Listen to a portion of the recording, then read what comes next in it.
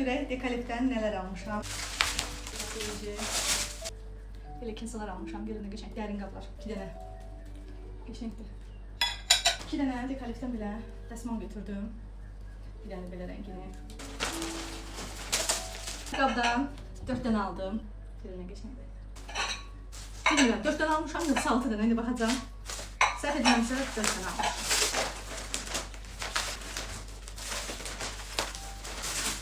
Belə bir qab aldım. Baxın nə qəşəngdir. Sonra belə çərəz qab aldım. Belə kiçik qablar aldım. Belə sadə qablar aldım, balaca. Yenə kasa. Bu xoşuma gəldi. Bunları dəstləşdirmişəm. Bunlar da ayrı. Qəşəngdir. 2 dənə belə sosluq qab götürdüm. Sonra belə 4 dənə qablar mənə lazım idi. Götürmüşəm. Balaca xoşlayıram da elə balaca qabları. 4 dənə götürdüm ondan. Sonra 4 dənə belə kasa götürmüşəm. Dərin qabda mərci şorbası falan yeyib eləməyə. Və 4 dənə belə qab götürdüm. Bu da qəşəngdir. Bunun buludu yox idi. Bulud kimsə böyüyünü də istəyirdim. Qəşəngdir hə bu da. Bu da mənim bugünkü alış-verişim. Hələlik.